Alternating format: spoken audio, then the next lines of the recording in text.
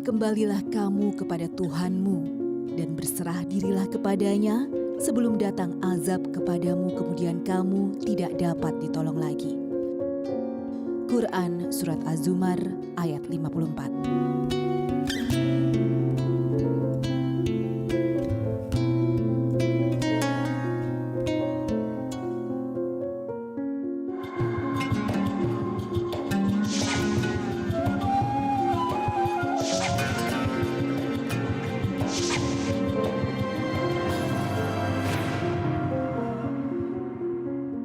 Assalamualaikum warahmatullahi wabarakatuh. Selamat pagi pemirsa, senang sekali saya Farid Hasan kembali menjumpai Anda dalam Tawakal. Dan pemirsa, di studio sudah bersama kami Ibu Mawar. Ibu Mawar ini seringkali bahkan tidak pernah putus.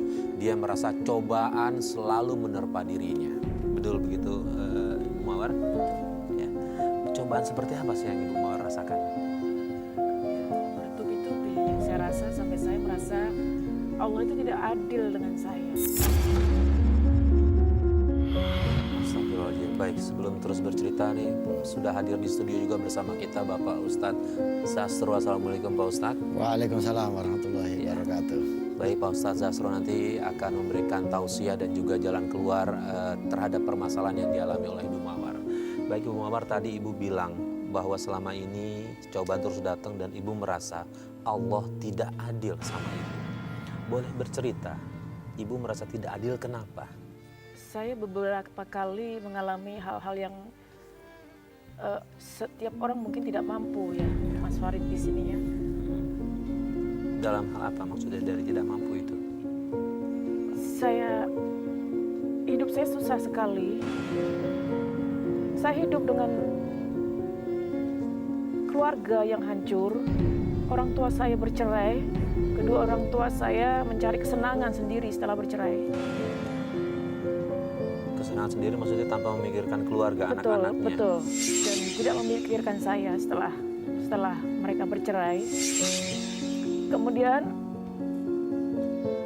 saya, di mana saya harus tinggal satu atap dengan seorang paman.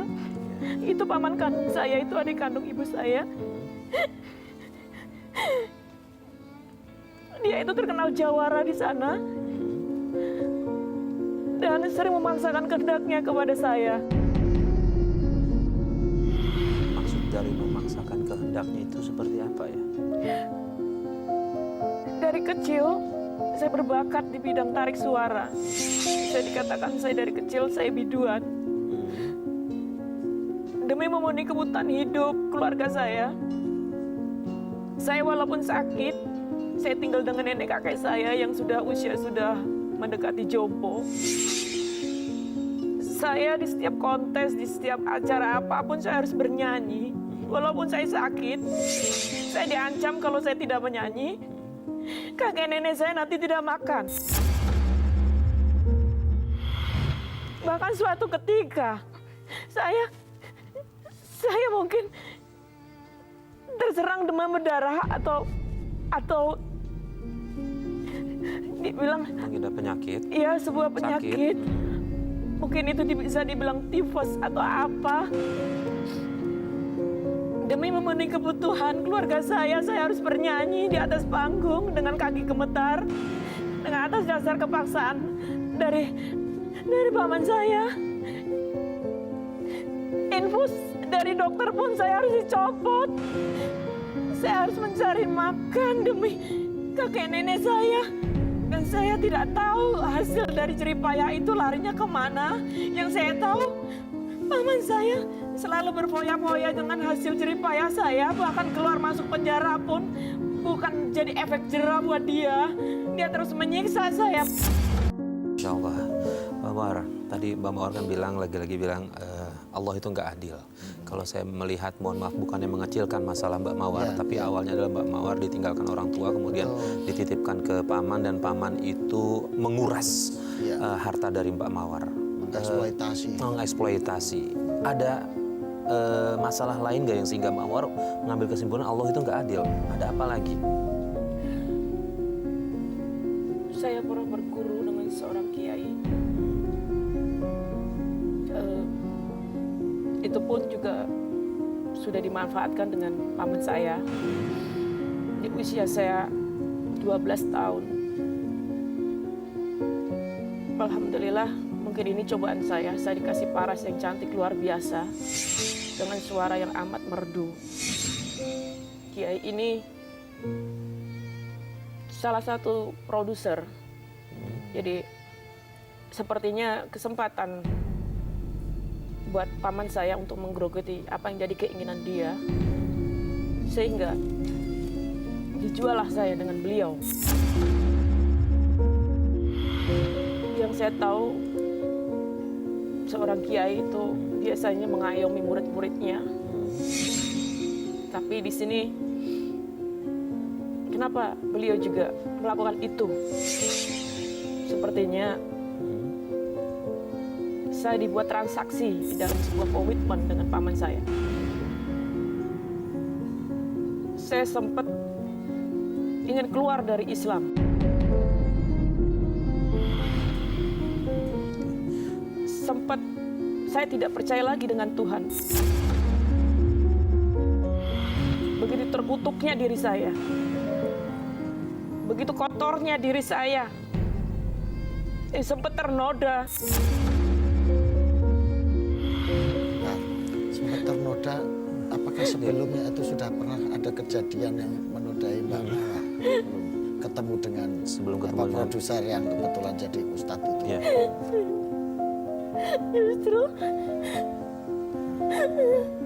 Justru paman saya yang dulu menodai saya.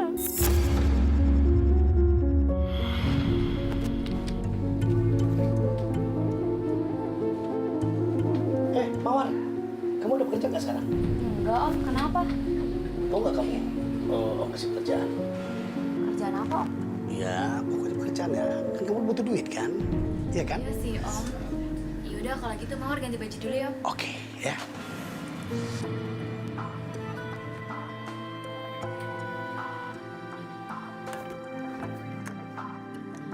Om ngapain ngikutin aku? Lah, om kamu bantuin kamu. Ih nggak usah om, aku sendiri aja om. Jangan banyak ikut bawel banget sih. Aku diponakan om.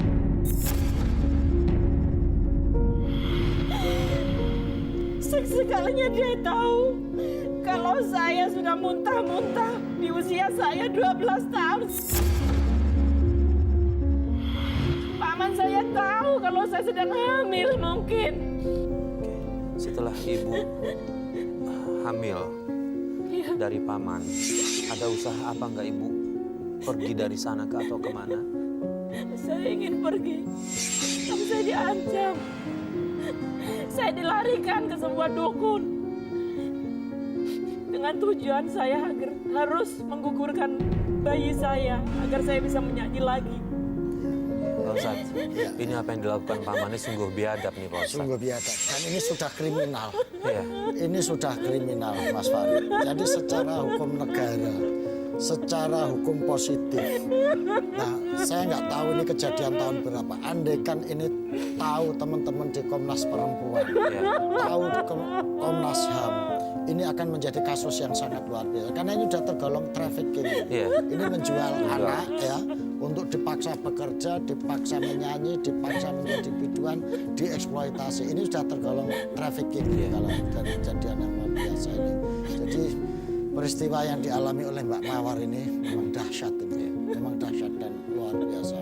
Tapi satu hal yang ingin kita tarik dari hikmah dari peristiwa ini ya, Mbak Mawar ya.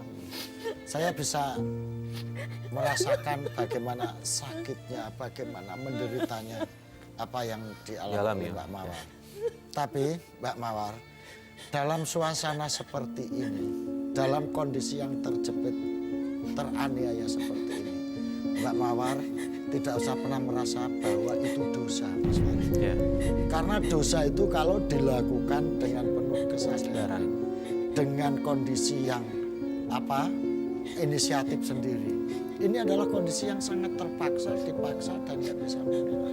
Nyawa terancam di Nyawa situ. terancam, situasi terancam. Jadi ini Mbak Mawar, maka saya menyarankan bahwa bukan berarti saya mengesahkan tindakan Mbak Mawar untuk melakukan ini, tetapi melakukan tindakan-tindakan yang melanggar syariat karena dalam keadaan terpaksa atau terdolimi, itu sebetulnya bisa lepas dari itu. Jadi Mbak Mawar keinginan untuk keluar dari Islam, untuk keluar dari, yakinlah bahwa hidayah itu dari Allah. Hidayah itu dari Allah, bahwa sekalipun 1000 kali Mbak Mawar ingin keluar dari Islam, tapi kalau Allah tetap memberikan hidayahnya kepada yang dia kehendaki, alhamdulillah sampai detik ini Mbak Mawar masih tetap dalam hidayahnya Allah Subhanahu wa Ta'ala. Jadi itu satu Mbak Mawar ya. Jadi Mbak Mawar nggak usah merasa bahwa diri ini terlalu hina, terlalu Allah Maha Rahman, Allah Maha Rahim. Innallaha ghafurur rahim. Sesungguhnya Allah itu Maha Pengampun lagi Maha Penyayang. Karena yang dilakukan Mbak Mawar ini kalau kejadiannya seperti itu, ini sudah dalam kondisi yang darurat. Ad-daruratu tumbikul mahdurat. Keadaan darurat itu bisa melepaskan diri dari hukum-hukum yang sewajarnya. Jadi Mbak Mawar tetaplah bertakarrub kepada Allah, memohon bimbingan, memohon ketabahan dan kesabaran hati untuk tetap bisa menerima keadaan ini sambil berjuang cari jalan, gimana jalan keluar yang bisa sekiranya terhindar dari kejadian-kejadian. Mbak Mawar pada saat itu nggak mencoba mencari ayah atau ibu, walaupun kita tahu ayah sama ibunya Mbak Mawar ini pisah. Saya mencoba cari ayah saya. Kebingungan saya juga bercerita, sempat saya menjual diri juga. Saya menjual diri juga. Saya yang tadinya terbuai, ingin meraih mimpi bahwa seorang ayah itu adalah surga bagi saya. Bisa melindungi anak-anak.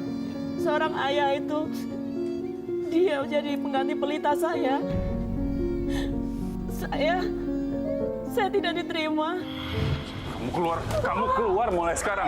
Ayah udah gak mau lagi ngurus kamu di sini, Mawar. Lepas. Mulai sekarang kamu pergi.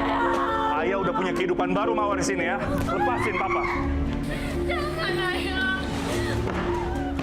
Bukan ayah.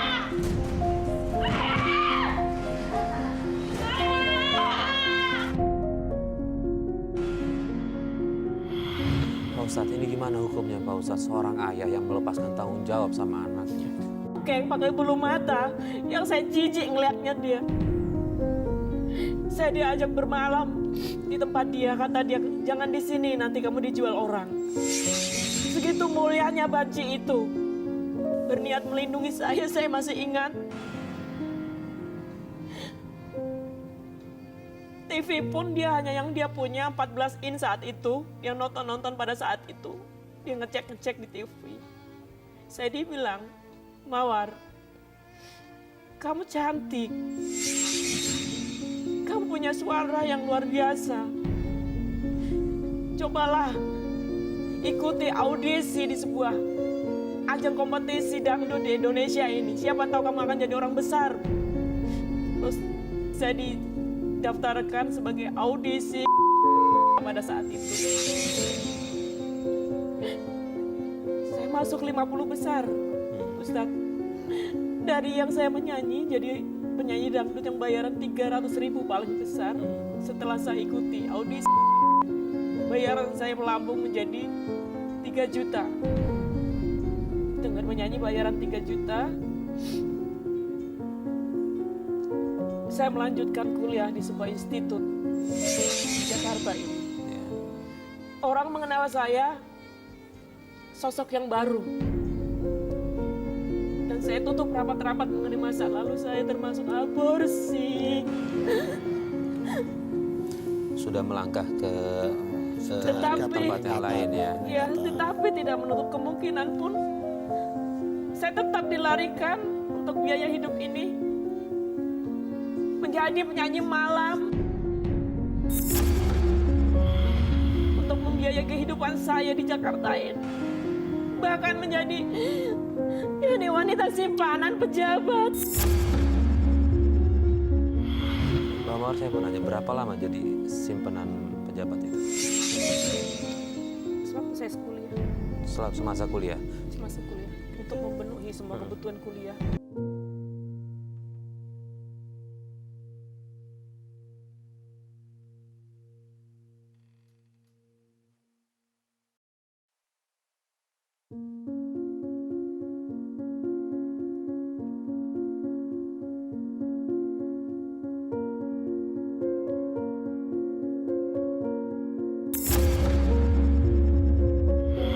Kamu tenang aja ya, kita bakal nikah kok, oke?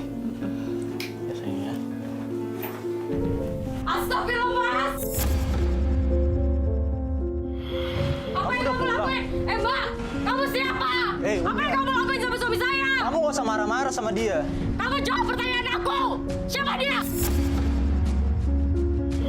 Kamu udah lihat tadi kan? Dasar suami kurang ajar kamu!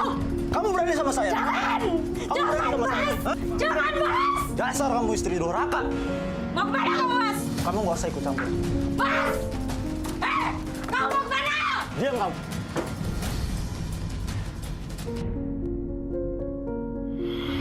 Ibu, saya mau tanya, kemudian hubungan ibu sama lelaki ini, suami ibu ini punya anak kan ya? Iya, Berapa?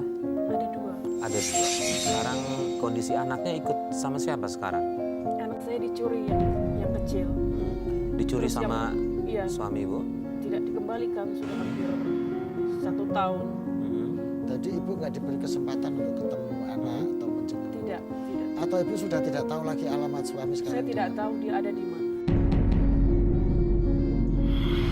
Ya, anak saya yang besar ada sama saya. Oh, yang besar sama ibu? Iya, Tinggal yang kecil aja diambil sama suami. itu pun kami diancam. Kami diancam, tidak dinafkahi sampai sekarang. Anak saya sudah tidak dinafkahi yang ada sama saya. Apa daya saya ketika baru 1 bulan 2 bulan ini saya yang belum bisa bekerja. Sampai klimaksnya adalah putra saya dengan terpaksa saya bilang ke putra saya, nak, wallahi seorang ibu tidak akan pernah membiarkan anaknya kelaparan. Saya bilang gitu, Ustaz. Wallahi tidak ada seorang ibu membiarkan anaknya berpisah dengan ibunya. Saya bilang gitu. Tapi seorang ibu paling tidak bisa melihat anaknya tidak makan atau kelaparan. Nah, untuk saat ini ibu kamu tidak bisa memberikan kamu makanan saat ini, nak. Sampai detik ini, dengan keterpaksaan saya, dengan ketidakberdayaan saya, Ustadz, saya titipkan putra saya di sebuah panti asuhan. Wallahi tapi Ustadz, bukan niat saya untuk melempar anak saya di sebuah panti asuhan, Ustadz.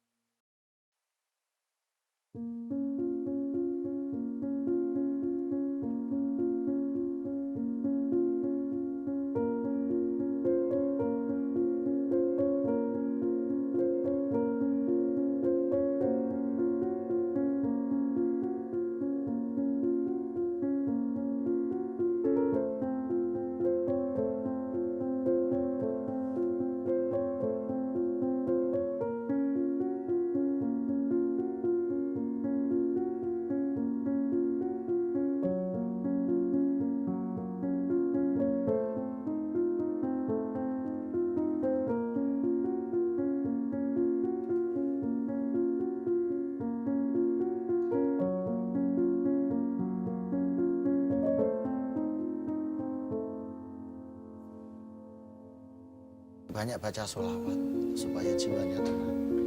ala kulli hal, dalam keadaan apapun. Ketika sedang resah, sedang jalan, perbanyak salat, baca sholawat yang ringan aja, yang pendek saja. Allahumma sholli ala sayyidina Muhammad wa ala ali sayyidina Muhammad. Allahumma sholli wa sallim ala sayyidina Muhammad. Itu. Yang ketiga, Ibu ya, banyak membaca surat Ikhlas, Bu. Ini supaya benteng hati, benteng jiwa. Kita kuat ya. Supaya Ibu lebih tegar, Ibu lebih kuat. Itu. Sehingga insya Allah dengan Ibu silaturahim ke majelis taklim, Ibu sowan ke kiai-kiai, nanti akan menjadi sarana terbukanya pintu rezeki untuk Ibu. Ya. Terus istighfar yang banyak. Ibu jangan pernah punya prasangka buruk kepada Allah. Ibu jangan pernah punya rasa suudzon pada Allah. Allah sudah memberikan kekuatan pada Ibu. Allah sudah memberikan kesehatan pada Ibu, sehingga menerima cobaan yang bertubi-tubi, menerima hinaan yang bertubi, Ibu tetap tegar, tetap tabah, tetap kuat. Ini luar biasa, Ibu. Luar biasa. Itu potensi yang sangat luar biasa. Bu Mawar, Ibu kangen sama anak-anak? Saya kasih kesempatan Ibu untuk ngomong ke kamera. Mudah-mudahan anak Ibu dengar. Buat putra-putriku yang ada di sana. Syabil Aroshan, Afghani Akbar. Kafa Kifaya Khairunisa. Namamu begitu indah, nak. Begitu sempurna, Kafa.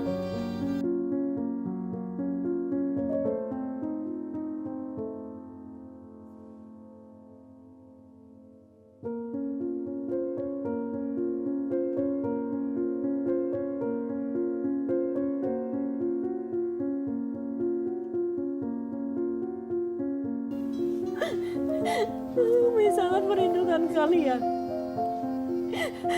Ibumu sangat merindukan kalian.